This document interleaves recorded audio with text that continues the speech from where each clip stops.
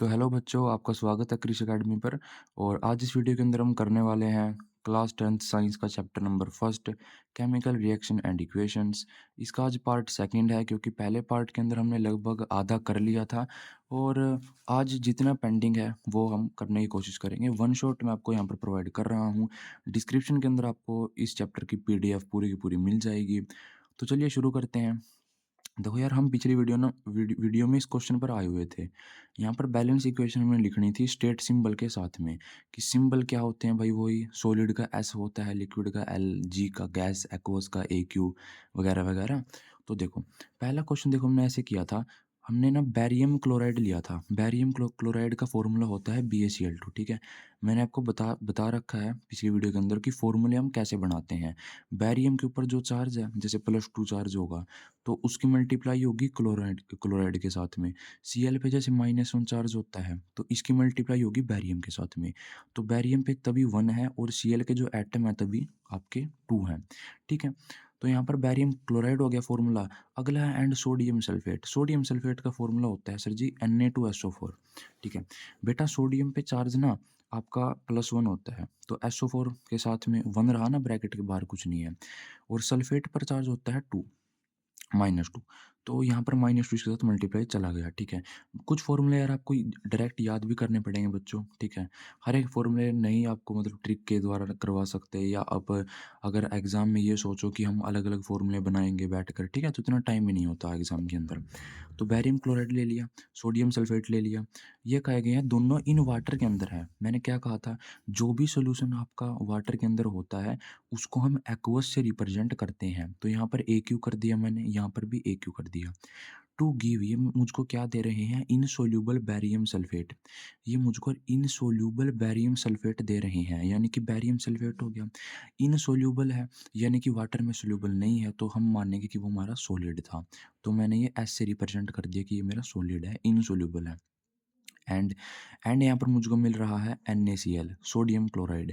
NaCl को यहाँ पर मैंने मान लिया एक्वस में होगा। अगर सारे एक्वस में चल रहे हैं तो NaCl मैंने ले लिया यहाँ पर एक्वस में होगा। NaCl का आप डायरेक्ट याद रखें, बाकी सब आपको यहाँ पर गिवन है क्वेश्चन के अंदर। ठीक है, अगला पार्ट देखते हैं इस क्वेश्चन का। और हाँ जी हाँ, मैंने आपको घर से होमवर्क भी दिया था कि इस इक्वेशन को बैलेंस करके लाना है। क्या आप लाए हो ना? आपने कमेंट किया। ठीक है, तो देखते हैं कैसे करेंगे उसको बैलेंस यार। देखो, बैरियम क्लोराइड है, इस साइड में बैरियम का कितने एटम है, एक एटम है, उस साइड भी एक एटम है। क्लोरीन इस साइड में दो है, रिएक्टेंट की साइड में, इस साइड कितने हैं, एक है। तो यहाँ पर हमको कुछ नहीं करना। यहाँ पर हमको मात्र जो क्लोरीन है ना, अगर मैं इसको 2 से मल्टीप्लाई कर दूं, ठीक है, तो यहाँ पर कितने हो जाएगा, 2 NaCl हो गए ना। देखो यहाँ पर दो एटम कितने हो गए, क्लोरीन के 2 एटम हो गए, इस साइड भी क्लोरीन के 2 एटम है। इस साइड Na के कितने हैं, सोडियम के 2 एटम है, इस साइड कितने हो गए, Na के 2 एटम हो गए। तो मैंने कुछ नहीं किया, इस इक्वेशन को मात्र जो प्रोडक्ट वाली साइड है 2 से मल्टीप्लाई कर दिया और हमारी इक्वेशन क्या हो गई, बैलेंस इक्वेशन हो गई। देख लो, सल्फर इस साइड 1 है, इस साइड भी 1 है, ऑक्सीजन 4 है, इस साइड भी 4 है। अगला क्वेश्चन देखते हैं। अगले क्वेश्चन के अंदर हमको दे रखा है सोडियम हाइड्रोक्साइड, NaOH दे रखा है वाटर के अंदर।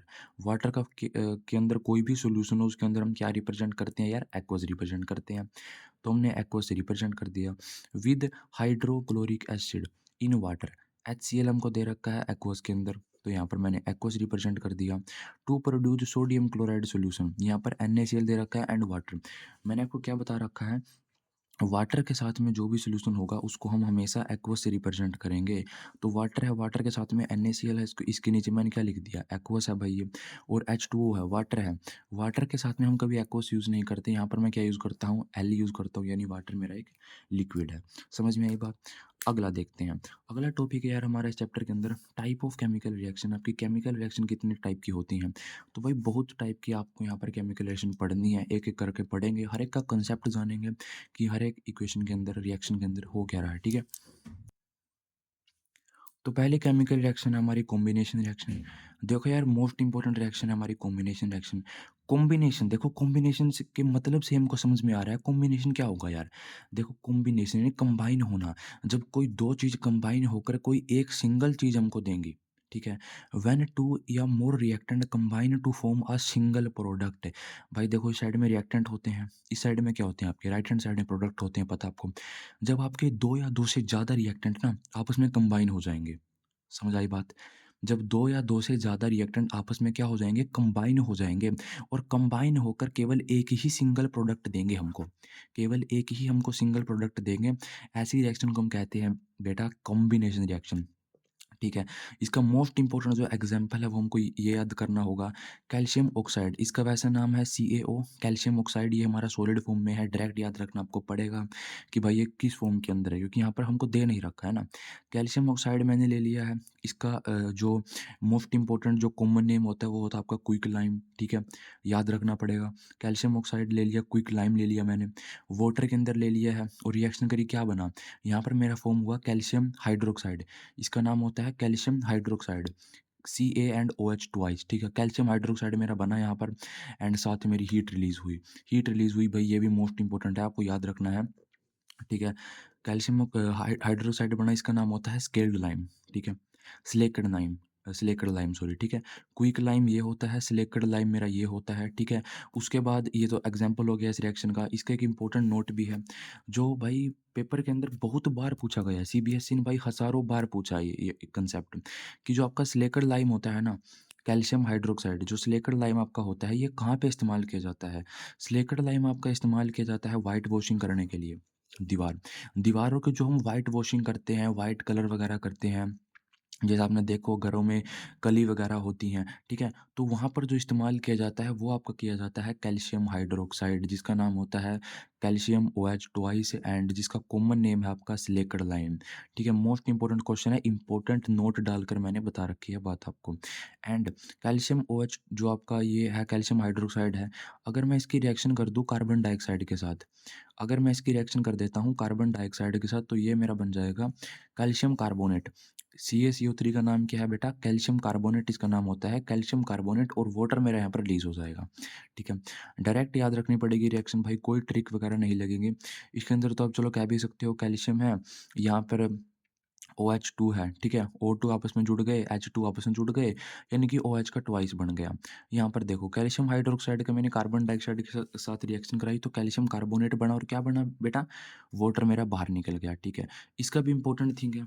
इसका क्या इंपॉर्टेंट थिंग है भाई, इसके बारे में इंपॉर्टेंट थिंग ये बात है कि जो आपका कैल्शियम कार्बोनेट है ना, जो आपका कैल्शियम कार्बोनेट है CaCO3, ये आपका कब बनता है, ये आपका फॉर्म होता है आफ्टर 2 और 3 डेज ऑफ वाइट वॉशिंग। ठीक है, आपने वाइट वॉशिंग कर दी, पेपर के अंदर एक तो क्वेश्चन ये आता है जो मोस्ट बार पूछा गया है पेपर के अंदर, कि वाइट, ठीक है यार, तो भाई जो मोस्ट बार क्वेश्चन आता है वो आता है कैल्शियम हाइड्रोक्साइड, यानी जो आपका सिलिकेट लाइम है वो आपको व्हाइट वॉशिंग करने के लिए इस्तेमाल होता है। लेकिन CBSE का भाई एक छुपा हुआ क्वेश्चन है जो मैं ढूंढ कर लाया हूँ आपके लिए, मोस्ट इंपॉर्टेंट क्वेश्चन है कि कैल्शियम कार्बोनेट कहाँ आपका इस्तेमाल किया जाता है। देखो यार, कैल्शियम कार्बोनेट आपका बनता कब है, 2 या 3 दिन बाद व्हाइट वॉशिंग, जैसे अपने व्हाइट वॉशिंग कर दी सिलिकेट लाइम के साथ में, व्हाइट वॉशिंग करने के 2 या 3 दिन बाद आपका क्या बन जाता है, आपका बन जाता है कैल्शियम कार्बोनेट। समझ आई बात? और ये कैल्शियम कार्बोनेट एक शाइनी लुक देता है आपकी दीवारों को। दीवारों के अंदर चमक लाने का काम कौन करता है? वो करता है आपका कैल्शियम कार्बोनेट। समझ आई बात? अगला फ़ॉर्मूला हमको देखना है मार्बल का फ़ॉर्मूला। भाई मोस्ट इम्पोर्टेंट फ़ॉर्मूला है, जो आपका कैल्शियम कार्बोनेट है ना, कैल्शियम कार्बोनेट बेसिकली मार्बल का फ़ॉर्मूला भी होता है। पेपर के अंदर यार 1 नंबर में कई बार असर्शन रीज़न वगैरह में CBSE पूछ लेता है, ठीक है? या केस बेस के अंदर पूछ लेगा 1 नंबर के अंदर कि मार्बल का फ़ॉर्मूला बताओ क्या होता है? ठीक है? तो मार्बल का जो फ़ॉर्मूला होता है वो होता है कैल्शियम कार्बोनेट, ठीक है? अब तक हमने कॉम्बिनेशन रिएक्शन के अंदर क्या पढ़ा कि कॉम्बिनेशन रिएक्शन होती क्या है? भाई जब आपके 2 या 2 से ज़्यादा रिएक्टेंट, जब आपके 2 या 2 से ज़्यादा रिएक्टेंट आपस में कंबाइन होते हैं। कॉम्बिनेशन का क्या मतलब हो गया? कंबाइन होना ना, कंबाइन होते हैं और कंबाइन होकर क्या बनाते हैं? एक सिंगल प्रोडक्ट बनाते हैं, ठीक है? ये हो गई आपकी कॉम्बिनेशन रिएक्शन। हमने एक एग्जांपल पढ़ा जिसके अंदर हमने देखा क्विक लाइम था हमारा, कैल्शियम ऑक्साइड था, उसको हमने वाटर के साथ में रिएक्ट कराया, ठीक है? हमारा कैल्शियम हाइड्रोक्साइड बना जिसको हम सिलिकेट लाइम बोलते हैं। वो सिलिकेट लाइम हम व्हाइट वॉशिंग के लिए इस्तेमाल करते हैं। पहले बता रहा हूँ, मोस्ट इंपोर्टेंट क्वेश्चन है, याद कर लेना। वो जो हमारा सिलिकेट लाइम बना ना, उसका हम इस्तेमाल करते हैं व्हाइट वॉशिंग करने के लिए, और व्हाइट वॉशिंग करने के 2 या 3 दिन बाद क्या फ़ॉर्म हो जाता है? एक लेयर बन जाती है कैल्शियम कार्बोनेट की। क्या बन जाती है? एक लेयर बन जाती है कैल्शियम कार्बोनेट की, जिस लेयर का हम इस्तेमाल करते हैं शाइनी लुक लाने के लिए। अपनी दीवारों के अंदर शाइनी लुक आ जाता है कैल्शियम कार्बोनेट के कारण। कैल्शियम कार्बोनेट से जुड़ता एक और क्वेश्चन है जो आपकी NCERT बुक के अंदर गिवन है, कि मार्बल का फ़ॉर्मूला क्या होता है? कैल्शियम कार्बोनेट आपका होता है। अदर एग्जांपल दिए गए हैं कॉम्बिनेशन रिएक्शन के। पहला है बर्निंग ऑफ कोयल। कोयल को अगर हम जलाएँगे तो क्या होगा? कार्बन ले लिया सॉलिड फॉर्म के अंदर, ऑक्सीजन गैस ले ली, सी और O2 मिलकर क्या बन जाएँगे? आपके CO2 बन जाएँगे। ठीक है। क्या इक्वेशन बैलेंस है? कार्बन इस साइड में 1 एटम है, इस साइड में 1 है, ऑक्सीजन यहाँ पर 2 है, यहाँ पर 2 है, तो इक्वेशन क्या है? बैलेंस केमिकल इक्वेशन है। ठीक है। पहला एग्जांपल ये हो गया भाई, डायरेक्ट याद कर लेना। पेपर के अंदर क्वेश्चन आएगा कि कॉम्बिनेशन रिएक्शन क्या होती है एंड इसके 2 या 3 एग्जांपल दें। सीबीएसई मोस्ट बार ये काम करता है, कोई भी केमिकल रिएक्शन आपसे उठाकर पूछ लेगा 2 या 3 नंबर के अंदर, आपको 2 से 3 एग्जांपल लिखने पड़ेंगे, उसकी डेफिनेशन लिखनी पड़ेगी। ठीक है। अगला एग्जांपल क्या है? अगला एग्जांपल है, आपने यहाँ पर हाइड्रोजन गैस ले ली है और ऑक्सीजन गैस ले ली है। हाइड्रोजन गैस को, H2 गैस को मैंने, अभी इसको छोड़ दो, 2 को रहने दो, अभी इसको मत देखो, ठीक है? इसको इसको मत देखो। हाइड्रोजन गैस ली, ऑक्सीजन गैस ली, आपका क्या बन गया? H2O2 मिलकर बन गया आपका H2O। अभी साइड में हाइड्रोजन 2 है, यहाँ पर भी 2 है, ऑक्सीजन 2 है, यहाँ पर आप कहोगे सर 1 है, ठीक है? तो यहाँ पर मैंने 2 से मल्टीप्लाई कर दिया, 2 से जैसे मैंने मल्टीप्लाई किया, 2 ऑक्सीजन हो गए एंड 2 दूनी 4। यहाँ पर कितने हो गए आपके? 4 हाइड्रोजन हो गए, ठीक है? तो यहाँ पर क्या बन गई? एक बैलेंस केमिकल इक्वेशन आपकी बन गई। समझ आई बात? ये भी यहाँ पर क्या है, देखो यहाँ पर 2 रिएक्टेंट आपस में कंबाइन हो रहे हैं, है ना? 2 रिएक्टेंट आपस में कंबाइन होकर एक सिंगल प्रोडक्ट हमको दे रहे हैं। यहाँ पर भी 2 रिएक्टेंट आपके कंबाइन होकर हमको एक सिंगल प्रोडक्ट दे रहे हैं, ठीक है? तो दोनों एग्जाम्पल किसके थे? कॉम्बिनेशन रिएक्शन के। अगली रिएक्शन देखते हैं। अगली रिएक्शन है यार हमारी एक्ज़ोथर्मिक रिएक्शन। देखो यार, बचपन से आप पढ़ते आ रहे हो एक्ज़ोथर्मिक। एक्ज़ो क्या मतलब होता है? एक्ज़ो का मतलब होता है हीट रिलीज़ करना। ऐसी रिएक्शन जिसके अंदर आपकी हीट रिलीज़ होती है। समझ आई बात? वो केमिकल रिएक्शन जिसके अंदर आपकी हीट क्या होती है बच्चों? रिलीज़ होती है। रिलीज़ का दूसरा जो सिनोनिम है वो होता है हमारा इवोल्व। ठीक है? कि आपकी जो हीट है ना वो बाहर आ रही है। हीट आपकी बाहर आ रही है, हीट आपकी रिलीज़ हो रही है, इवॉल्व हो रही है along with the formation of product. ठीक है? और कई बच्चे कन्फ्यूज़ होते हैं, सर ये तो पता चल गया हीट आ रही है, ठीक है? लेकिन हीट किसके साथ आ रही है? प्रोडक्ट के साथ आ रही है। प्रोडक्ट वाली साइड के अंदर आपको यहाँ पर हीट दिखेगी ऐसे, हीट रिलीज़ हो रही है। तो ऐसी रिएक्शन जिसके अंदर हीट वगैरह वगैरह रिलीज़ होती है उसको हम कहते हैं एक्ज़ोथर्मिक रिएक्शन। पहला एग्ज़ाम्पल देखिए इसका, burning of natural gas, most important example है भाई, ये याद कर लेना। सीबीएसई ने कई बार डायरेक्ट पूछी पूछी हुई है ये वाली क्वेश्चन, ठीक है? नेचुरल गैस क्या होती है? यहाँ से कंसेप्ट बन जाएगा, नेचुरल गैस आपकी कौन-सी होती है? ठीक है, 1 नंबर में सीबीएसई ने पूछ रखा है, ये क्वेश्चन मैं डालना भूल गया। नेचुरल गैस आपकी कौन-सी होती है? आपकी होती है मीथेन। जो आपकी मीथेन होती है ना, जो आपकी यार मीथेन गैस होती है, उस गैस को हम कॉमन तौर पे बोलते हैं कि ये हमारी नेचुरल गैस है, ठीक है? मीथेन के हम रिएक्शन कराएँगे, CH4 मीथेन होता है, आगे जो आपका चौथा चैप्टर आएगा, ठीक है? कार्बन एंड इट्स कंपाउंड, उसके अंदर भाई इसको डिटेल में डिस्कस करेंगे कि इसका नेम कैसे पड़ा, क्यों पड़ा, ठीक है? अभी के लिए आपने याद रखना है कि मीथेन आपकी क्या होती है? नेचुरल गैस होती है। ऑक्सीजन के साथ मैंने रिएक्शन कराई तो क्या बन गया मेरा? कार्बन डाइऑक्साइड बन गया, ठीक है? वाटर मेरा बाहर निकल गया, हीट यहाँ पर मेरी रिलीज़ हो गई, ठीक है? एक्ज़ोथर्मिक रिएक्शन क्यों है? क्योंकि यहाँ पर हीट रिलीज़ हो रही है। समझ आई बात? दूसरा एग्ज़ाम्पल क्या है? Burning of Coke. एक बात ध्यान रखनी है आपने, जो ऊपर आपने पढ़ा था ना वो था बर्निंग ऑफ कोयल, यहाँ पर क्या है? बर्निंग ऑफ कोक है, ठीक है? इनके अंदर डिफ़रेंस सिर्फ़ इतना ही है, जो कोक वाला होता है ना इसके अंदर हीट बाहर निकलती है। कार्बन ले लिया सॉलिड फॉर्म में, कोक है ये, ऑक्सीजन के साथ मैंने रिएक्शन करवा दी, ये बन गया मेरा CO2 प्लस में हीट। जो ऊपर वाला एग्ज़ाम्पल था ना, वहाँ पर हीट रिलीज़ नहीं थी, यहाँ पर हीट रिलीज़ नहीं हो रही है, लेकिन कोक वाले में हीट आपकी रिलीज़ हो रही है, ठीक है? तो एक्ज़ोथर्मिक रिएक्शन आपने पढ़ ली क्या होती है, आपने 2 एग्ज़ाम्पल देख लिए, ठीक है? पीडीएफ आपको डिस्क्रिप्शन में मिल जाएगी। समझा दी रिएक्शन कैसे हो रही है, ठीक है? CO2 बन गया, नॉर्मल हीट रिलीज़ हो गई, अगर हीट रिलीज़ हो रही है तो क्या बन जाएगा ये?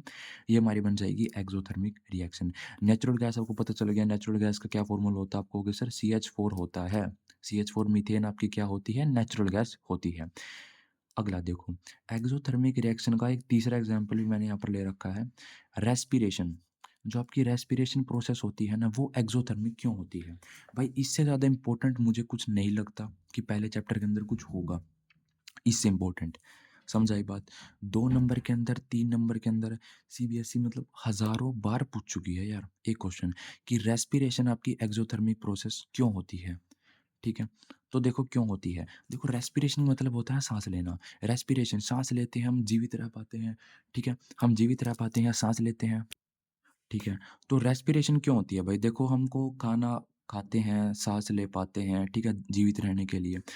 हमको एनर्जी चाहिए होती है जीवित रहने के लिए और हमको एनर्जी कहाँ से मिलती है? भोजन से मिलती है, ठीक है? अब जब भोजन हमारा पचता है ना ड्यूरिंग डाइजेशन, डाइजेशन प्रोसेस के दौरान जो हमारे पेट के अंदर होती है, हमारा जो फूड है वो हमारा ब्रेक कर दिया जाता है सिंपलर सब्सटेंस के अंदर, अलग-अलग सब्सटेंस में। देखो यार, हमने फूड खाया, फूड क्यों खाया? ताकि हम जीवित रह सकें, हमको एनर्जी मिल सके, इसलिए हमने खाया फूड, ठीक है? अब फूड हमारे पेट के अंदर जैसे जाएगा ना, डाइजेस्ट होगा, ठीक है? डाइजेशन के दौरान जो हमारा फूड होता है ना यार, फूड हमारा ब्रेक कर दिया जाता है, ब्रोकन हो जाता है, अपने आप टूट जाता है अलग-अलग सब्सटेंस के अंदर। ठीक है। एग्ज़ाम्पल जैसे यार कार्बोहाइड्रेट हमने खाए, ठीक है? कार्बोहाइड्रेट मतलब जैसे हमने यार राइस खा लिए, ठीक है? हमने चावल खा लिए, ठीक है? गेहूँ की रोटी खा ली, ठीक है? ये वगैरह हमने ब्रेड खा लिया, तो उसके अंदर कार्बोहाइड्रेट भरपूर मात्रा में पाई जाती है। तो कार्बोहाइड्रेट जैसे हमने यहाँ पर खाया, ठीक है? अब डाइजेशन के दौरान कार्बोहाइड्रेट हमारा ना अलग-अलग सब्सटेंस में टूट जाएगा। किस में टूट जाएगा? ग्लूकोज़ में टूट जाएगा। कार्बोहाइड्रेट हमारे ग्लूकोज़ में टूट जाएँगे, ग्लूकोज़ का फ़ॉर्मूला क्या होता है? C6H12O6 ठीक है? C6H12O6 ग्लूकोज़ का मॉलिक्यूलर फ़ॉर्मूला आपका होता है, याद रखना। अब आगे क्या होगा? ग्लूकोज़ में टूट गए, ठीक है? हमने खाना खाया, खाने से हमको क्या मिला? कार्बोहाइड्रेट मिले, कार्बोहाइड्रेट हमारे ग्लूकोज़ में टूट गए, ठीक है? अब ग्लूकोज़ क्या करेंगे? ग्लूकोज़ रिएक्ट करेंगे हमारे ब्लड के साथ। सॉरी, ग्लूकोज़ हमारे रिएक्ट करेंगे ऑक्सीजन के साथ जो हमारे ब्लड में प्रेज़ेंट है, ठीक है? हमारे बॉडी के अंदर आपको पता है सेल होते हैं, basic unit, fundamental unit of our body is known as cell, ठीक है? सेल के अंदर आपका क्या पाया जाता है? ब्लड पाया जाता है, ऑक्सीजन पाया जाता है, ठीक है? तो ग्लूकोज़ आपके ना ऑक्सीजन के साथ रिएक्ट करेंगे जो हमारे सेल के अंदर पाई जा रही हैं और ऑक्सीजन के साथ जो रिएक्ट करेंगे ना, इस प्रोसेस के अंदर या इस रिएक्शन के अंदर आपकी हीट जो है वो रिलीज़ होगी। ठीक है? इस प्रोसेस के अंदर आपकी हीट रिलीज़ होगी तो इसीलिए जो रेस्पिरेशन होती है वो एक्ज़ोथर्मिक प्रोसेस होती है। समझ आई बात? कि हमने भोजन खाया, जैसे कार्बोहाइड्रेट खाए, कार्बोहाइड्रेट हमारे टूट गए अलग-अलग सब्सटेंस में जैसे ग्लूकोज़ में टूट गए। ग्लूकोज़ ऑक्सीजन के साथ में रिएक्ट कर गया जो हमारी बॉडी के अंदर प्रेज़ेंट है सेल के अंदर और जब वो रिएक्ट करा ना तो इस प्रोसेस के अंदर हीट रिलीज़ हुई तो इसीलिए एक्ज़ोथर्मिक प्रोसेस है। ठीक है?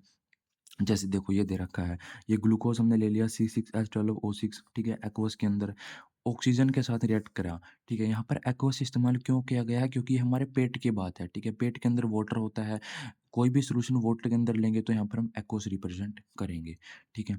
तो ये रिएक्शन क्या हुई यहाँ से हमको कार्बन डाइऑक्साइड मिला, वाटर मिला, यहाँ पर देखो हीट एनर्जी रिलीज़ हो रही है ना? यहाँ पर हीट रिलीज़ हो रही है, हीट रिलीज़ हो रही है तो कैसी प्रोसेस होगी? एक्ज़ोथर्मिक प्रोसेस है। चौथा एग्जाम्पल मैंने यहाँ पर ले रखा है, ठीक है? चौथा एग्जाम्पल मैंने यहाँ पर ले रखा है किसका? एक्ज़ोथर्मिक प्रोसेस का। ये एग्जाम्पल हमको क्या बोलता है? डिकम्पोज़िशन ऑफ वेजिटेबल मैटर, ठीक है? जो आपके वेजिटेबल मैटर होते हैं, उनका डिकम्पोज़िशन हो जाना कंपोस्ट के अंदर, ये भी एग्जाम्पल है एक्ज़ोथर्मिक का। भाई इतने इम्पोर्टेंट नहीं है, ठीक है? एक्स्ट्रा था मैंने बता दिया, चलो कुछ एक्स्ट्रा कर करके जाओगे तो अच्छा रहेगा, ठीक है? एक्स्ट्रा के तौर पर आप इसको याद कर सकते हो, बाकी जो मोस्ट इम्पोर्टेंट है ये वो 3 हैं, ठीक है? सबसे ज़्यादा इम्पोर्टेंट यही है कि रेस्पिरेशन आपकी एक्ज़ोथर्मिक प्रोसेस क्यों होती है, ठीक है? रिएक्शन भी आपने याद करनी है, ये जो थ्योरी दे रखी है वो भी आपने याद करनी है, ठीक है? चलिए आगे देखते हैं। आगे हमने पढ़नी है एंडोथर्मिक रिएक्शन। अब देखो एक्सो में क्या हो रखा था? एक्सो में हो रखा था कि आपकी हीट ना रिलीज़ हो रही है। एंडो में क्या होगा? एंडो में इसका उल्टा होगा। एंडोथर्मिक रिएक्शन आपकी वो केमिकल रिएक्शन होती है जिसके अंदर आपकी हीट क्या होती है? एब्ज़ॉर्ब होती है अलोंग विद रिएक्टेंट्स। ये बात लिखनी भाई मोस्ट इम्पोर्टेंट है कि चलो हमने मान लिया भाई हीट तो आपकी एब्ज़ॉर्ब हो रही है, लेकिन किसके साथ हो रही है? आप बोलोगे सर रिएक्टेंट के साथ हो रही है, ठीक है? तो ये केमिकल रिएक्शन हमारी हो गई एंडोथर्मिक रिएक्शन। एंडो का एग्ज़ाम्पल क्या है यार? एंडो का एग्जाम्पल देखो कार्बन ले लिया, वाटर के साथ रिएक्शन कराई, देखो यहाँ पर हीट एब्ज़ॉर्ब हो रही है। अगर मैं ये हीट लिखूँगा प्रोडक्ट के साथ में, तब तो होगी एक्ज़ोथर्मिक रिएक्शन। अगर मैं हीट लिखूँगा रिएक्टेंट के साथ में, तब होगी आपकी एंडोथर्मिक रिएक्शन। बात समझ में आई? आप कहोगे सर आ गई बिल्कुल, ठीक है। यहाँ पर कार्बन ले लिया मैंने, वाटर ले लिया, हीट ले लिया, क्या बना? CO बना। CO क्या होता है यार? आपका कार्बन मोनोऑक्साइड होता है, ठीक है। CO बना और आपकी हाइड्रोजन गैस बाहर निकल गई, ठीक है। ठीक है, आप देख सकते हो इस रिएक्शन के अंदर, ठीक है, कार्बन वगैरह ले लिया, हीट ले ली, ठीक है, कार्बन मोनोऑक्साइड बन गया, हाइड्रोजन बन गया, ठीक है, डायरेक्ट याद करनी पड़ेगी। पहला एग्जांपल है, मोस्ट इंपोर्टेंट एग्जांपल है एंडोथर्मिक रिएक्शन का। दूसरा एग्जांपल है भाई और साथ में बैलेंस भी करते चला करो, ठीक है, कि यहाँ पर कार्बन 1 है, यहाँ पर भी कार्बन 1 होना चाहिए, यहाँ पर ऑक्सीजन ठीक है 1 है, यहाँ पर ऑक्सीजन 1 है, हाइड्रोजन 2 है, इस साइड में भी 2 है, ठीक है, बैलेंस भी करते चला करो इक्वेशन को, ठीक है। आगे देखते हैं, अगला है यार हमारा अगली इक्वेशन हमारी नाइट्रोजन गैस, ठीक है, N2 ले ली मैंने, विद ऑक्सीजन ले ली, ठीक है, नाइट्रोजन के साथ ऑक्सीजन है, प्लस में आपका हीट है, ठीक है, तो क्या बनेगा आपका N2 O2 आपस में मिलकर क्या बनाएंगे, NO बनाएंगे, जिसका नाम होता है नाइट्रिक ऑक्साइड, ठीक है। हीट यहाँ पर क्या हो रही है, एब्जॉर्ब हो रही है, तो केमिकल रिएक्शन कौन सी होगी, एंडोथर्मिक होगी। क्या बन गया, 2NO नाइट्रिक एसिड। देख सकते हो पहले से बैलेंस इक्वेशन है, करने की जरूरत आपको नहीं है, ठीक है। अगली रिएक्शन की तरफ आते हैं भाई। अगली रिएक्शन यार हमारी डीकम्पोजिशन रिएक्शन। डीकम्पोजिशन रिएक्शन हमारी क्या होती है भाई, देखो डीकम्पोजिशन रिएक्शन ऐसी केमिकल रिएक्शन होती है जिसके अंदर, देखो डीकम्पोज का क्या मतलब होता है, टूट जाना। क्या होता है, टूट जाना। ऐसी रिएक्शन जिसके अंदर कोई एक सिंगल रिएक्टेंट है, ठीक है, आपका कोई ए नाम का रिएक्टेंट है, वो आपका टूट जाएगा किसके अंदर, बी के अंदर और सी के अंदर, ठीक है। एक अकेला रिएक्टेंट आपका ब्रेक हो जाता है दो या दो से ज़्यादा प्रोडक्ट के अंदर, ये केमिकल रिएक्शन आपकी होती है डीकम्पोजिशन रिएक्शन। एग्जाम्पल देखिए अगर इसके, एग्जाम्पल जैसे हम ले लिया हमने FeSO4, ठीक है। अब इस दो को छोड़ दो, ये तो मैंने बैलेंस करने के लिए वैसे लगा रखा है, इसको हम बाद में लगाएंगे। कभी कई बच्चे ऐसे होते हैं यार, इसको पहले रट कर चले जाते हैं, ये बड़ी गलत बात है यार, ठीक है। इस दो को भूल जाओ, जो आपका कंपाउंड है ना, कंपाउंड को याद रखो कि आपका फॉर्मूला क्या है, ठीक है। यहाँ पर मैंने ले लिया आयरन सल्फेट या फेरस सल्फेट आप बोल सकते हो, FeSO4, ठीक है। जैसे मैंने ये गर्म करा, हीट करा, ये दो चीज़ों के अंदर टूट जाएगा, ठीक है। एक तो ये बन जाएगा इसका ऑक्साइड, फेरिक ऑक्साइड जिसको हम बोलते हैं Fe2O3, ठीक है। इसका यार डायरेक्ट फॉर्मूला होता है Fe2O3 का, फेरिक ऑक्साइड।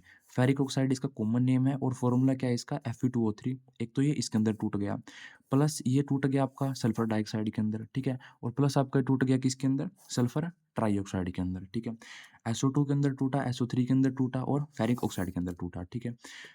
देख सकते हो अकेला था, एक अकेला रिएक्टेंट दो प्रोडक्ट में यहाँ पर टूट रहा है, दो या दो से ज़्यादा प्रोडक्ट में, तो ये रिएक्शन कौन सी होगी आपकी, डीकम्पोजिशन रिएक्शन होगी। इसका मैंने एक इंपॉर्टेंट नोट बना रखा है, ये मैंने इसलिए बना रखा है, CBSE ने पूछा है कई बार ये, और एक्टिविटी बेस्ड क्वेश्चन है। जितने भी आपको मेरे नोट्स के अंदर ना इंपॉर्टेंट नोट दिखेंगे, ठीक है, उनका मतलब होता है कि वो एक्टिविटी बेस्ड क्वेश्चन है, एक्टिविटी के अंदर से छोटा छोटा पॉइंट आपके लिए यहाँ पर मैंने ढूंढ रखा है, ठीक है। देखो यहाँ पर क्या इंपॉर्टेंट नोट है, जो फेरस सल्फेट है ना उसका ग्रीन कलर है, green colour of ferrous sulphate ये आपका चेंज हो रखा है ब्राउन कलर के अंदर, समझे बात को। रिएक्शन से पहले जो फेरस सल्फेट का कलर था वो कौन सा था, ग्रीन था, समझ आई बात। जैसे मैंने इसको हीट किया, ये फेरिक ऑक्साइड में टूट गया, SO2 में, SO3 में टूट गया, तो अब कलर क्या होगा इसका, अब इसका कलर होगा ब्राउन कलर, ठीक है। ये फेरिक ऑक्साइड का बोल सकते हो, फेरिक ऑक्साइड का कलर क्या हो जाएगा, अब ब्राउन हो जाएगा, समझ आई बात। पूछ रखा है CBSE ने, मैंने बता दिया, वेरी मोस्ट इंपॉर्टेंट है, वैसे याद आपको करना होगा। अगली रिएक्शन देखते हैं। अगली रिएक्शन हमारी कैल्शियम कार्बोनेट। कैल्शियम कार्बोनेट का क्या फ़ॉर्मूला था? मार्बल का फ़ॉर्मूला है, ठीक है? इसको दूसरे नाम से जानते हैं लाइमस्टोन। लाइमस्टोन को अगर मैं हीट करूँगा तो क्या बनेगा मेरा? Calcium oxide plus carbon dioxide, ठीक है? डायरेक्ट आपको याद करनी पड़ेगी रिएक्शन। कैल्शियम ऑक्साइड का क्या नाम होता है? क्विक लाइम होता है, आपको आपने पहले ही पढ़ा था, अब भी पढ़ लिया, ठीक है? तो देखो यहाँ पर एक अकेला रिएक्टेंट दो या दो से ज़्यादा प्रोडक्ट के अंदर टूट रहा है, तो रिएक्शन क्या होगी आपकी? डीकम्पोजिशन रिएक्शन है। आगे पढ़ते हैं। अगली रिएक्शन है थर्मल डीकम्पोजिशन रिएक्शन, ठीक है। अब डीकम्पोजिशन रिएक्शन हमने पढ़ी है, जब कोई एक रिएक्टेंट टूट जाए आपका दो या दो से ज़्यादा प्रोडक्ट के अंदर, डीकम्पोजिशन रिएक्शन उसको हम कहते हैं। थर्मल का क्या मतलब है? ऐसी डीकम्पोजिशन रिएक्शन जो कि यहाँ पर कैरी होती है हीटिंग के द्वारा। थर्मल का मतलब होता है हीट करना किसी चीज़ को, ठीक है। तो वो डीकम्पोजिशन रिएक्शन जिसके अंदर हम हीट का इस्तेमाल करते हैं, ठीक है। जैसे पहले वाले में किया था, CaCO3 लिया, हीट किया हमने, कैल्शियम ऑक्साइड प्लस O2 बन गया, ठीक है। तो जो ऊपर वाला एग्जाम्पल है ना, ये दोनों के अंदर चलेगा, आपका डीकम्पोजिशन के अंदर भी चलेगा और थर्मल के अंदर भी चलेगा, ठीक है। अगला एग्जाम्पल देखते हैं। अगला यार मैंने यहाँ पर ले लिया PbNO3 ट्वाइस, ठीक है। इस दो को भी छोड़ दो, ये मैंने बैलेंसिंग करने के लिए लगा रखा है, ठीक है। लीड नाइट्रेट, इसका फॉर्मूला होता है लीड नाइट्रेट। मैंने इसको हीट कर दिया, एक तो मुझे मिल गई लीड ऑक्साइड PbO मिल गया, एक मुझे मिल गया NO2, एक मुझे मिल गया O2, ठीक है। यहाँ पर इंपॉर्टेंट बात क्या है कि हेयर द इंपॉर्टेंट नोट है, एक्टिविटी बेस्ड क्वेश्चन होगा पक्का ये। यहाँ पर ब्राउन फ्यूम्स मिले हैं NO2 के, इस रिएक्शन के अंदर पूछ लेता है, जो आपकी ये रिएक्शन होती है, लीड नाइट्रेट को मैंने हीट कर दिया, एक तो मुझे मिल गया लीड ऑक्साइड, Pb का सिंबल क्या है, लीड है भाई, ठीक है। PbO लीड ऑक्साइड मुझे मिल गया, एक मुझे मिल गई ऑक्सीजन, एक मुझे मिल गया नाइट्रोजन डाइऑक्साइड, ठीक है। NO2 मिल गया, NO2 मुझे मिल गया। तो NO2 का कलर क्या होता है? कलर है यहाँ पर ब्राउन कलर, ठीक है। मोस्ट इंपॉर्टेंट है कि कलर क्या होता है, ब्राउन कलर होता है, कई बार पूछ लेता है CBSE, ठीक है। आगे देखते हैं। चलिए आगे देखते हैं डीकम्पोजिशन रिएक्शन के अनदर एग्जांपल। अब तक हमने मात्र ये 2 एग्जांपल पढ़े हैं। तीसरा एग्जांपल क्या हमको क्या बोलता है? इसके अंदर हमने वाटर ले रखा है। अगर हम वाटर के अंदर करंट पास करेंगे, ठीक है? अब वाटर किससे मिलकर बना है? 2 हाइड्रोजन, 1 ऑक्सीजन। तो हमको यहाँ पर हाइड्रोजन भी मिल जाएगा और 1 ऑक्सीजन मिल जाएगा, ठीक है? H2+O2 हो जाएगा। बैलेंसिंग करने के लिए आप बैलेंस करना आपको आ ही गया है, ठीक है? यहाँ पर क्या लिखा हुआ है? ऑन पासिंग इलेक्ट्रिक करंट, जब हम इलेक्ट्रिक करंट पास करते हैं वाटर के अंदर से, वाटर आपका कैसा है? एसिडुलेटेड है, ठीक है? वाटर के अंदर एसिड की मात्रा यहाँ पर ज़्यादा है, ठीक है?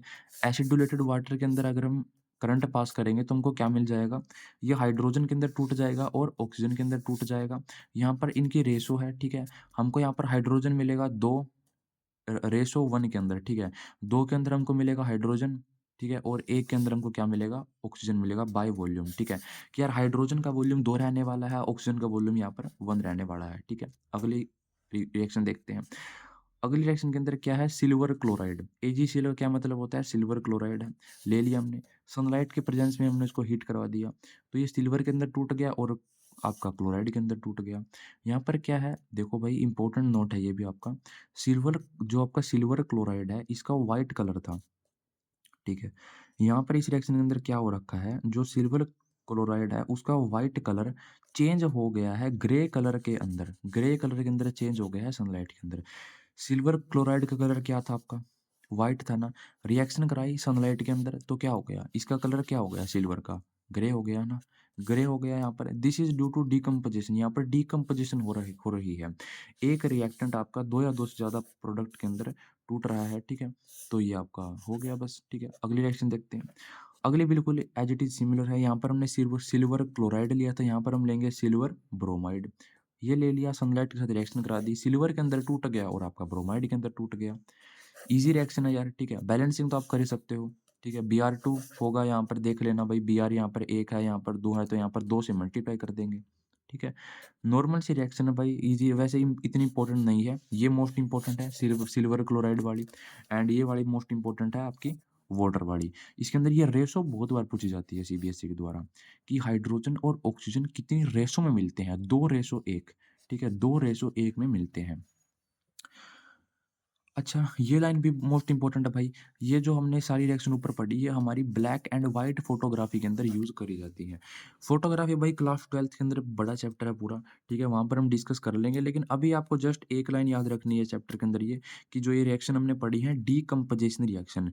डीकम्पोजिशन रिएक्शन आपकी इस्तेमाल करी जाती है ब्लैक एंड व्हाइट फोटोग्राफी के अंदर, ठीक है? अगली रिएक्शन देखते हैं यार। अगला टाइप कौन सा है हमारा? अगला टाइप है हमारा डिस्प्लेसमेंट रिएक्शन। डिस्प्लेसमेंट रिएक्शन हमारी क्या होती है? देखो, डिस्प्लेस नाम से पता चल रखा है कि ठीक है, कोई किसी को डिस्प्लेस कर देगा, ठीक है? कोई मोर रिएक्टिव एलिमेंट होगा आपका, ठीक है? कोई ज़्यादा रिएक्टिव है, ठीक है? मान के चलो ए बी से ज़्यादा रिएक्टिव है, तो ए क्या काम कर देगा? बी को रिप्लेस कर देगा, उसको डिस्प्लेस कर देगा। जब कोई ज़्यादा रिएक्टिव आपका एलिमेंट डिस्प्लेस कर देता है किसी कम रिएक्टिव एलिमेंट को, ठीक है, किसी कंपाउंड से, उस रिएक्शन को हम बोलते हैं डिस्प्लेसमेंट रिएक्शन। समझ आई बात? यार ईज़ी सा कांसेप्ट है, बार-बार बताने की कोई ज़रूरत नहीं है इसके अंदर। एग्ज़ाम्पल क्या है आपका? एग्ज़ाम्पल आपका मैंने आयरन ले लिया, Fe का जिसका सिंबल होता है। आयरन के साथ मैंने ले लिया कॉपर सल्फेट, ठीक है? आयरन की जब मैं रिएक्शन कराऊँगा कॉपर सल्फेट के साथ, तो देखो आयरन क्या कर देगा यहाँ पर ना, कॉपर को रिप्लेस कर देगा। अब आप बोलोगे सर कैसे पता चलाएँ कि ये एलिमेंट इसको डिस्प्लेस कर पाएगा या नहीं कर पाएगा? डिस्प्लेसमेंट रिएक्शन के अंदर बहुत सारे बच्चे फँसते हैं, क्योंकि CBSE ना पहले से एक रिएक्शन दे दी, जैसे कोई रिएक्शन दे दी कि भाई ये बताओ ये रिएक्शन हो पाएगी या नहीं हो पाएगी। आपको देखना होगा क्या Fe कॉपर को डिस्प्लेस कर सकता है या नहीं कर सकता। अगर Fe कॉपर से ज़्यादा रिएक्टिव है तब तो कर देगा। अगर Fe कॉपर से कम रिएक्टिव है तब नहीं कर पाएगा, ठीक है? आगे देखेंगे, ठीक है? मैं आपको बताऊँगा कि कौन ज़्यादा रिएक्टिव है, कौन कम रिएक्टिव है। अभी के लिए डायरेक्ट याद करो। Fe यहाँ पर कॉपर को डिस्प्लेस कर देगा। Fe आ गया SO4, ठीक है? कॉपर बाहर निकल गया, कॉपर आपका यहाँ पर आ जाएगा। ठीक है? सिंबल आपको डायरेक्ट याद रखने पड़ेंगे, एक्वस है, सॉलिड है, नहीं भी लिखोगे तो भी काम चल जाएगा, कोई दिक्कत वाली बात नहीं है। कॉपर सल्फेट है ये आपका आयरन सल्फेट, ठीक है? क्या लिखा हुआ है यहाँ पर भाई? इस रिएक्शन के अंदर आयरन जो कि मोर रिएक्टिव है कॉपर से, उसको डिस्प्लेस कर देगा, ठीक है? आगे देखते हैं भाई आगे क्या है।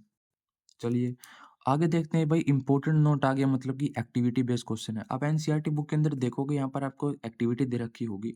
जब आप आयरन की जो नेल होती हैं, जैसे हमने रिएक्शन कराई है, आयरन ने भाई कॉपर को डिस्प्लेस कर दिया। क्यों कर दिया? आयरन कॉपर से ज़्यादा रिएक्टिव है, इसलिए कर दिया, ठीक है? सॉल्यूशन क्या था? कॉपर सल्फेट सॉल्यूशन था, वहाँ से कर दिया। जब आप आयरन नेल को डिप करोगे कॉपर सल्फेट सॉल्यूशन के अंदर, देखो आपने Fe की रिएक्शन कराई CuSO4 के साथ, तो ज़ाहिर-सी बात है आपने आयरन को डुबोया होगा ना, आयरन को आपने डिप किया होगा कॉपर सल्फेट सॉल्यूशन के अंदर, ठीक है, कर दिया sir. Then iron nail become brownish in colour. आपकी जैसे आपने आयरन नेल को कॉपर सल्फेट सॉल्यूशन में डुबोया, जब आपने वहाँ से बाहर निकाला ना, तो आयरन का कलर कैसा हो गया? ब्राउन कलर हो गया। ये बात आपको याद रखनी है, पेपर के अंदर पूछ रखा है क्वेश्चन कि जब आप आयरन को कॉपर सल्फेट सॉल्यूशन के अंदर डिप करते हो और बाहर निकालते हो, आयरन का कलर क्या हो जाता है? आयरन का कलर क्या हो जाता है आपका? ब्राउन कलर हो जाता है। और जब आपने आयरन को CuSO4 के अंदर डुबोया था, ठीक है, डिप किया था, उससे पहले डिप करने से पहले जो CuSO4 का जो कलर था ना, वो कौन-सा था? डार्क ब्लू कलर था, ठीक है? जब तक आपने नहीं डिप किया तब तक कलर कैसा था? डार्क ब्लू था। जब आपने डिप किया ना, तो डार्क से ये कलर क्या हो गया? लाइट ब्लू कलर हो जाएगा आपका। यानी कि पहले तो पूरा डार्क ब्लू था, अब थोड़ा फेड हो जाएगा, ठीक है? रंग आपका फेड हो जाएगा और लाइट ब्लू कलर के अंदर बदल जाएगा जब आपने डिप कर दिया। ऐसा क्यों हो रहा है भाई? दिस इज़ बिकॉज़ ऐसा इसलिए हो रहा है, आयरन बहुत ज़्यादा रिएक्टिव है कॉपर से। आयरन जो है ना, कॉपर सल्फेट सॉल्यूशन से कॉपर को बाहर निकाल रखा है, ठीक है? और आयरन अपनी जगह उसके अंदर ले रहा है, ठीक है? एंड यहाँ पर क्या लिख रखा है? The concentration of CuSO4 solution goes to decrease and concentration of FeOR solution goes to increase, ठीक है? अब ज़ाहिर-सी बात है यार, आयरन कॉपर को बाहर निकाल देगा, यानी कि कॉपर सल्फेट की वैल्यू तो कम होगी ना, और आयरन खुद कॉपर सल्फेट की जगह आ जाएगा, तो FeSO4 की वैल्यू क्या होगी? ज़्यादा होगी। तो ये इंपॉर्टेंट नोट था, एक्टिविटी बेस्ड क्वेश्चन था, कर लिया। हर एक लाइन मोस्ट इंपॉर्टेंट है, ज़रूर ये आपको पढ़ के जाना है, याद करके जाना है। एक-एक नंबर के अंदर ज़रूर आपको पूछ सकता है, ठीक है? और रिएक्शन है भाई, ये अनदर एग्जांपल है डिस्प्लेसमेंट रिएक्शन के। जिंक के साथ मैंने ले लिया कॉपर सल्फेट। यहाँ पर जिंक इसको डिस्प्लेस कर देगा, कॉपर बाहर आ जाएगा।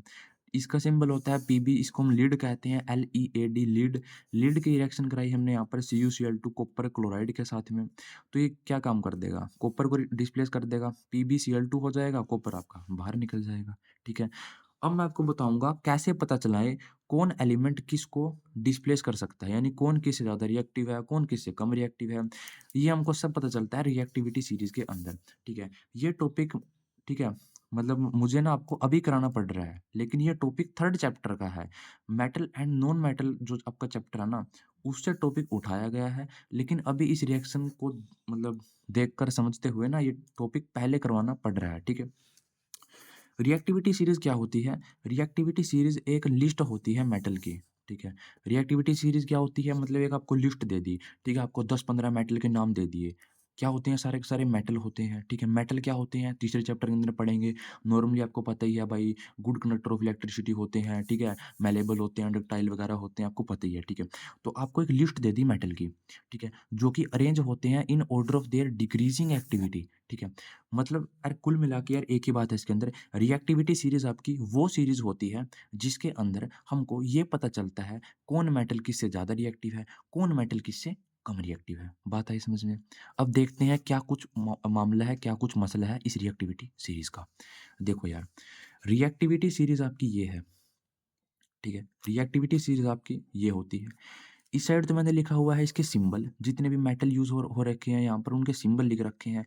यहाँ पर लिख रखे हैं उनके नाम, ठीक है?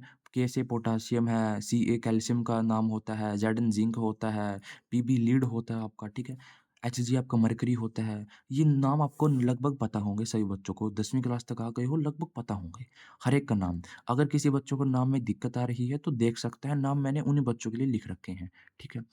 यहाँ पर लिख रखी है मैंने ट्रिक, इनको याद करने की। ट्रिक क्या है? ट्रिक आपकी के से बन गया कटरीना, कटरीना ने, एन ए से बन गया ने, कटरीना ने कार माँगी, सी ए से बन गया कार एंड एम जी से बन गया माँगी।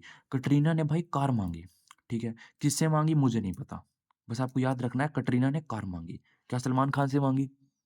नहीं भाई, ठीक है? Just for fun. कटरीना ने कार माँगी, अब देखो कौन-सी माँगी? कार भी भाई कार माँगी लेकिन अल्टो माँगी। ओ भाई साहब! ठीक है, ट्रिक बड़ी तगड़ी बन रही है। कटरीना ने कार माँगी अल्टो, एल से बन गया आपका अल्टो, ज़ेडन से बन गया ज़ेन, ज़ेन एक वही बहुत पुरानी कार होती है, ठीक है? अब तो खैर बननी बंद हो गई शायद। कटरीना ने कार माँगी अल्टो, ज़ेन एंड फरारी, ठीक है? एफई से बन गया फरारी, अच्छी ट्रिक है याद करने की। पीबी से बन गया फिर बी, पीबी से क्या बन गया फिर बी, एच से बन गया हाय, सीयू से बन गया क्यू, ठीक है? फिर भी हाय क्यों मिली सिल्वर ओडी, फिर भी हाय क्यों मिली सिल्वर ओडी। क्यू से आपका सीयू से क्यू बन गया, ठीक है? एजी आपका क्या होता है सिल्वर होता है, सिल्वर बन गया। एयू से ओडी बन गया। एचजी से क्या बनेगा भाई? एचजी होता है मरकरी। एम से मरकरी, एस एम से मिली, ठीक है? एक में थोड़ी दिक्कत आ सकती है, बाकी सारे डायरेक्ट आपके याद हो जाएंगे। थोड़ा मरकरी वाला थोड़ा देखकर याद करना भाई। मरकरी से हो गया आपका मिली, ठीक है? भाई कटरीना ने कार मांगी अल्टो जेन फरारी, फिर भी फिर भी हाय क्यों मिली सिल्वर ओडी। याद कर लोगे ना, डायरेक्ट याद कर लोगे। मैं मसला बताता हूँ क्या कुछ है इसके अंदर। जो मेटल टॉप पर है, जैसे सबसे ऊपर कौन सा है, पोटासियम है, वो सबसे ज्यादा रिएक्टिव है, ठीक है? जैसे जैसे आप नीचे आओगे नीचे आओगे, ठीक है, सबसे नीचे आते चले यहाँ पर, सबसे कम रिएक्टिव कौन सा आपका, गोल्ड है। उससे थोड़ा ज़्यादा रिएक्टिव आपका कौन सा है, सिल्वर है। अब जैसे मैंने आपको कहा था कि आयरन आपका कॉपर से ज़्यादा रिएक्टिव है। मुझे कहाँ से पता चला कि आयरन कॉपर से ज़्यादा रिएक्टिव है? देखो, आयरन कहाँ पर है? आयरन आपका यहाँ पर आप कहोगे सर। कॉपर कहाँ पर है? कॉपर कहोगे सर आपका यहाँ पर है। यानी आयरन कॉपर से ऊपर है। जो जितना ऊपर होगा, जो जितना ऊपर होगा इस सीरीज के अंदर, वो उतना ज़्यादा रिएक्टिव होगा, और जो जितना नीचे होगा वो उतना कम रिएक्टिव होगा। तो आयरन क्या है, कॉपर से ज़्यादा रिएक्टिव है। तो इसी कारण आयरन क्या काम कर देगा, कॉपर को डिस्प्लेस कर देगा। बात है समझ में? आयरन कॉपर को क्या कर देगा, डिस्प्लेस कर देगा। एक और रिएक्शन मैंने पढ़ी थी जिसके अंदर जिंक था कॉपर था। जिंक ऊपर है, कॉपर नीचे है, तो जिंक क्या कर देगा, कॉपर को डिस्प्लेस कर देगा। समझ आई रिएक्टिविटी सीरीज? इतना ही पढ़ना है, ठीक है? मोस्ट इंपॉर्टेंट सीरीज है। चलिए आगे देखते हैं। तो आगे हम देखते हैं डबल डिस्प्लेसमेंट रिएक्शन। अब देखो, डिस्प्लेसमेंट हमने पढ़ ली ना। डबल डिस्प्लेसमेंट क्या होती है? वो रिएक्शन जिसके अंदर दो अलग अलग एटम, ठीक है, या ग्रुप ऑफ एटम एक्सचेंज करते हैं देमसेल्फ विद ईच अदर, ठीक है? देखो क्या रिएक्शन होती है, ठीक है? तो बात को समझते हैं। अभी वो रिएक्शन होती है जिसके अंदर आपके दो अलग-अलग एटम पाए जाएँगे, ठीक है? जैसे ए एटम है, बी एटम है, वो ना एक दूसरे को आपस में डिस्प्लेस करेंगे। दो अलग-अलग एटम होंगे, ग्रुप ऑफ एटम होंगे, वो आपस में ही यहाँ पर एक्सचेंज करेंगे themselves with each other. Example क्या है? जैसे मैंने सोडियम सल्फेट ले लिया, Na2SO4, उसकी मैंने रिएक्शन करा दी बेरियम क्लोराइड के साथ में, ठीक है? अब देखो यहाँ पर क्या होगा, जो सोडियम होगा ना, वो तो आ जाएगा यहाँ पर, सॉरी, यहाँ जो बेरियम होगा ना, बेरियम आ जाएगा आपका सोडियम की जगह पर, ठीक है? बेरियम यहाँ पर आ गया, BaSO4 बन गया, ठीक है? एंड जो आपका सोडियम होगा वो आपका आ जाएगा Cl के साथ में, यहाँ पर बन जाएगा NaCl, नमक बाहर निकल जाएगा, बेरियम सल्फेट आपको यहाँ पर बन जाएगा। इसके अंदर इंपॉर्टेंट नोट क्या, एक्टिविटी बेस्ड क्वेश्चन होगा पक्का ये।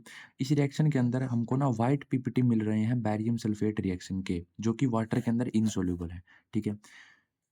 पीपीटी क्या होता है भाई? पीपीटी आपके छोटे-छोटे एक प्रकार से पाउडर होता है, ठीक है? छोटा-छोटा सा पीपीटी हम बोल देते हैं, प्रेसिपिटेट जिसका नाम होता है। इस रिएक्शन के अंदर हमको कौन पीपीटी मिल रहा है? बेरियम सल्फेट नाम का हमको पीपीटी मिल रहा है जिसका व्हाइट कलर है। बस आपको इतनी बात याद करनी है। अगली रिएक्शन देखते हैं। अगली रिएक्शन है लीड नाइट्रेट। मैंने लीड नाइट्रेट ले लिया PbNO3 ट्वाइस। इसकी रिएक्शन मैंने करा दी Ki के साथ में, पोटेशियम आयोडाइड के साथ में। कितना बना यहाँ से? जो Pb है वो तो आ जाएगा आयोडीन के साथ में, PbI2 बना दिया यहाँ पर। और जो आपका पोटेशियम है वो आ जाएगा आपके नाइट्रेट के साथ में, KNO3 बन जाएगा यहाँ पर, ठीक है? एंड यहाँ पर आपको क्या याद रखना है, यहाँ पर किस चीज़ के पीपीटी मिल रहे हैं? यहाँ पर आपको मिल रहे हैं PbI2 के पीपीटी। एंड उस उनका कलर क्या है? येलो कलर है। वहाँ पर आपको व्हाइट कलर के मिल रहे थे ना, यहाँ पर आपको मिल रहे हैं येलो कलर के पीपीटी। इंपॉर्टेंट है, याद रखना है कि पीपीटी का कलर क्या है। कई बार एग्जाम पूछ लेता है कि पीपीटी का कलर क्या होता है, ठीक है? अगला टॉपिक देखते हैं। अगला रिएक्शन है हमारी प्रेसिपिटेशन रिएक्शन, ठीक है? प्रेसिपिटेशन रिएक्शन, बेसिकली मैं एक और बात आपको बताना चाह रहा हूँ, डबल डिस्प्लेसमेंट रिएक्शन को ही हम प्रेसिपिटेशन रिएक्शन बोलते हैं, क्योंकि डबल डिस्प्लेसमेंट रिएक्शन के अंदर आपके हमेशा पीपीटी बनते हैं। और ऐसी रिएक्शन जिसके अंदर पीपीटी बनते हैं, that reaction in which precipitate are form, उसको हम बोलते हैं प्रेसिपिटेशन रिएक्शन, ठीक है? जैसे अबो एग्जांपल जो है ना डबल डिस्प्लेसमेंट के, वो also example of PPT reaction. मैंने क्या बोला था आपको कि पीपीटी रिएक्शन बेसिकली वही होती है आपकी जो डबल डिस्प्लेसमेंट है। बस डबल डिस्प्लेसमेंट के अंदर पीपीटी बनते हैं, और अगर पीपीटी बने तो वो रिएक्शन आपकी कौन सी है?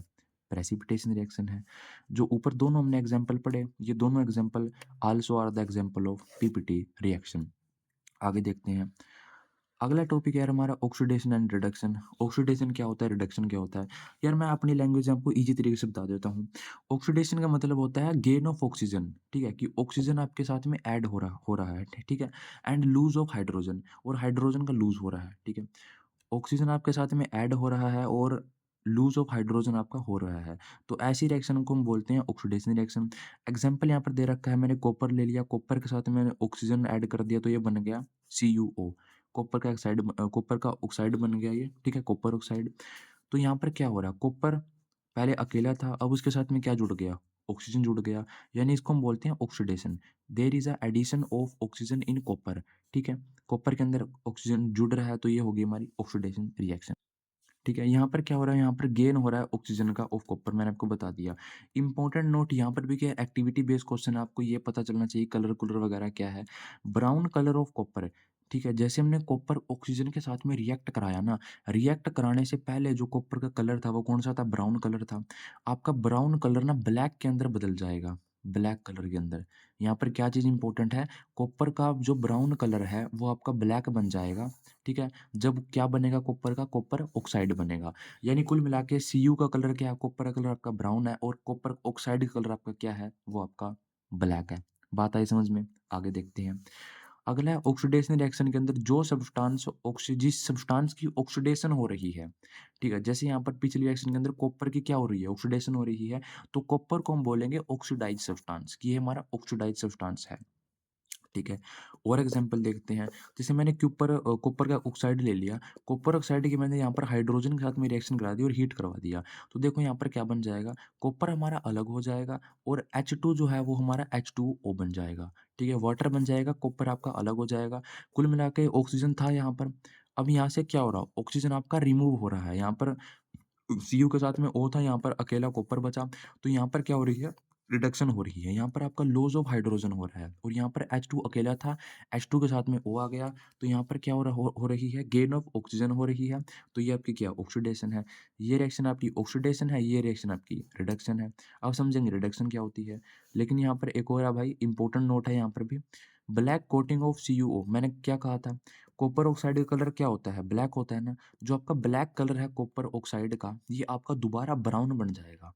ये आपका दोबारा ब्राउन बन जाएगा जब आप हाइड्रोजन गैस के साथ में इसकी रिएक्शन करवाओगे। ठीक है, ये रिवर्सिबल रिएक्शन है कि इसका कलर क्या होता है, ब्लैक होता है। ब्लैक आपको दोबारा ब्राउन बदल जाएगा जब आप इसकी रिएक्शन हाइड्रोजन गैस से करवाओगे। आगे हम देखते हैं रिडक्शन क्या होती है। रिडक्शन क्या होती है, ऐसी रिएक्शन जिसके अंदर आपका हाइड्रोजन का क्या हो, गेन हो, गेन ऑफ हाइड्रोजन हो, या आपका ऑक्सीजन का लॉस हो, जो हमने देखा अब तक पिछली रिएक्शन के अंदर। ये रिएक्शन होती है हमारी रिडक्शन रिएक्शन। और वो सब्सटेंस जिसकी रिडक्शन हो रही है उसको हम कहेंगे रिड्यूस सब्सटेंस। समझ आई बात? एग्जाम्पल जैसे मैंने जिंक ऑक्साइड ले लिया, जिंक ऑक्साइड के मैंने यहाँ पर कार्बन के साथ रिएक्शन करा दी, तो ZnO आपका जिंक में बदल गया। यानी कि पहले इसके साथ ऑक्सीजन था, अब क्या क्या कुछ है, कुछ नहीं है ना, अकेला है। यानी कि ऑक्सीजन यहाँ से क्या हो गया, हट गया ना, रिमूव हो गया ना। तो ये हो गया आपकी रिडक्शन। कार्बन अकेला था, इसके साथ जुड़ गया कार्बन O, यानी कार्बन मोनोऑक्साइड बन गई ये। एंड यहाँ पर एडिशन ऑफ ऑक्सीजन हो रही है, तो यहाँ पर हो रही है आपकी ऑक्सीडेशन, यहाँ पर हो रही है आपकी रिडक्शन। ठीक है। आगे एक और एग्जांपल है, यहाँ पर फेरिक ऑक्साइड है, Fe2O3 फेरिक ऑक्साइड की एल्यूमीनियम के साथ रिएक्शन करा दी मैंने, हीट कर दी, तो यहाँ पर आयरन मेरा अलग टूट गया, Al2O3 मेरा अलग बन गया, एल्यूमीनियम ऑक्साइड मेरा अलग हो गया, आयरन मेरा अलग हो गया। Fe2O3 में ऑक्सीजन था, यहाँ से आपका ऑक्सीजन हट गया, ठीक है, तो यहाँ पर रिडक्शन हो रही है। एल्यूमीनियम अकेला था, उसके साथ में ऑक्सीजन जुड़ गई, यहाँ क्या हो रही है, ऑक्सीडेशन हो रही है। बात आई समझ में? ठीक है। एक होते हैं यार ऑक्सीडाइजिंग एजेंट और रिड्यूसिंग एजेंट। मैंने नोट्स में नहीं लिखा, आपको डायरेक्ट याद करना है या आप अपनी कॉपी में लिख लेना इस बात को। ऑक्सीडाइजिंग एजेंट क्या होते हैं? ठीक है, वो सब्सटेंस, ठीक है, वो सब्सटेंस जो खुद रिड्यूस होकर दूसरों को ऑक्सीडाइज करवाते हैं। ऑक्सीडाइजिंग एजेंट का काम क्या होता है? ऑक्सीडेशन करवाना, ठीक है। ऑक्सीडेशन कौन करवाएगा? अगर वो खुद रिड्यूस हो रहा है। ऐसे सब्सटेंस जो खुद रिड्यूस होकर दूसरों की ऑक्सीडेशन करवाते हैं, वो तो होते हैं ऑक्सीडाइजिंग एजेंट। ठीक है, बात आई समझ में? और रिड्यूसिंग एजेंट क्या होते हैं? जो खुद ऑक्सीडाइज होकर दूसरों को रिड्यूस करते हैं, दूसरों की रिडक्शन करवाते हैं। बात आई समझ में? लिख लेना आप, ठीक है? आगे देखते हैं। आगे हमारी रिडॉक्स रिएक्शन। रिडॉक्स रिएक्शन क्या होती है भाई? देखो नाम से पता चला है रिडॉक्स, यानी कि ऐसी केमिकल रिएक्शन जिसके अंदर ऑक्सीडेशन भी हो रही है, जिसके अंदर रिडक्शन भी हो रही है, दोनों टेक प्लेस हो रही हैं यहाँ पर एक साथ में, तो उसको हम बोलते हैं रिडॉक्स रिएक्शन। जितने भी ऊपर वाले सभी एग्जांपल है रिडॉक्स रिएक्शन के हैं, देखो यहाँ पर देखो, रिडक्शन भी हो रही है, एक ही रिएक्शन के अंदर एक ही रिएक्शन में ऑक्सीडेशन हो रही है, एक ही रिएक्शन में रिडक्शन हो रही है, यहाँ पर एक ही में ऑक्सीडेशन हो रही है। तो ऐसी केमिकल जिसके अंदर ऑक्सीडेशन और रिडक्शन दोनों साथ में होती हैं, ये होती हैं। तो अगला टॉपिक है हमारा कोरिजन, ठीक है? लगभग चैप्टर के 2 टॉपिक बचे हैं, कोरिजन और रेंसिडिटी। तो कोरिजन क्या होता है यार? कोरिजन कोरिजन मतलब होता है जब आप किसी भी मेटल को खुला छोड़ देते हो, ठीक है? When a metal is attack by substances around it such as moisture, acid, water, air etcetera, उसको हम बोलते हैं कोरोड हो जाना, एंड प्रोसेस को बोलते हैं कोरिजन। यानी आप कोई मेटल है, ठीक है? आपने मेटल कुछ समय के लिए एयर में छोड़ दिया, वाटर में छोड़ दिया, मॉइस्चर में छोड़ दिया, ठीक है? एसिड में छोड़ दिया, तो आपका मेटल क्या हो जाता है, उन सब्सटेंस के द्वारा अटैक कर लिया जाता है मेटल के ऊपर, और मेटल को हम बोलते हैं कि वो कोरोड हो गया। क्या हो गया? मेटल आपका कोरोड हो गया, और इस प्रोसेस को हम बोलते हैं कोरिजन, ठीक है? कोरिजन से क्या होता है भाई? कोरिजन जैसे कार कार बॉडी है, कार वगैरह हो गई, बस वगैरह हो गई, ब्रिज हो गए आपके, ठीक है? उन सबको यहाँ पर डैमेज पहुँचाता है कोरिजन, ठीक है? और अगर हम देखें कोरिजन के एग्जांपल, पहला एग्जांपल है कोरिजन का black coating on silver. Silver पर कौन-सी कोटिंग हो जाती है? सिल्वर को अगर आप ऐसे खुले में छोड़ देते हो, तो सिल्वर का जो कलर है वो आपका ब्लैक हो जाता है, आपने देखा होगा, ठीक है? घर में चांदी होती है, चांदी को थोड़ी मतलब खुला छोड़ दो, ठीक है? तो उस पर ब्लैक कोटिंग हो जाती है, थोड़ा-थोड़ा ब्लैक कलर बन जाता है सिल्वर का, ठीक है? ब्लैक कोटिंग ऑन सिल्वर एक एग्जांपल है। दूसरा एग्जांपल है green coating on copper. Copper के ऊपर ग्रीन परत बन जाती है, ग्रीन कोटिंग हो जाती है, ठीक है? ये कोरिजन का दूसरा एग्जांपल है। तीसरा एग्जांपल है रस्टिंग ऑफ आयरन, ठीक है? रस्टिंग ऑफ आयरन क्या होता है? ये लोहे पर जंग लग जाना।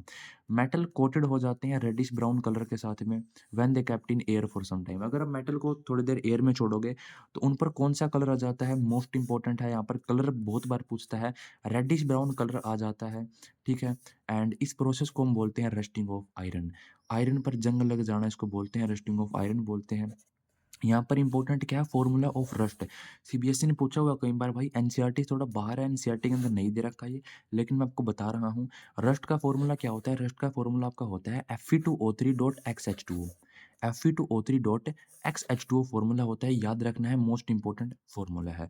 इस चैप्टर का लास्ट टॉपिक देखते हैं। लास्ट टॉपिक है इस चैप्टर का रेंसिडिटी। रेंसिडिटी आपका क्या होता है? देखो भाई, रेंसिडिटी रेंसिडिटी का मतलब क्या होता है? देखो, अगर आप कोई फूड आइटम, आपके ऑयली फूड आइटम है, फैटी फूड आइटम है थोड़े, अगर आप उनको ना अ, खुला छोड़ दो एयर के साथ में, अगर वो कॉन्टैक्ट में आ गए एयर के फॉर लॉन्ग टाइम, लंबे समय के लिए, भाई दिन में भाई 15 घंटे, ठीक है, 10 घंटे आपने एयर के साथ खुला छोड़ दिया उनको, तो वो ऑक्सीडाइज़ हो जाते हैं। एयर में क्या होती है? ऑक्सीजन होती है। ऑक्सीजन के साथ में क्या हो जाती हैं? वो ऑक्सीडाइज़ हो जाते हैं, resulting in change of taste, ठीक है? जब वो ऑक्सीडाइज़ हो जाएँगे, उनका कलर चेंज हो जाता है, उनका टेस्ट चेंज हो जाता है, उनकी स्मेल चेंज हो जाती है, और फूड आइटम खाने योग्य नहीं रहते हैं। Food item does not remain fit for it, ठीक है? फूड आइटम को फिर आप नहीं खा सकते, ठीक है? वो आपकी हेल्थ के लिए डेंजरस होते हैं आपको, ठीक है?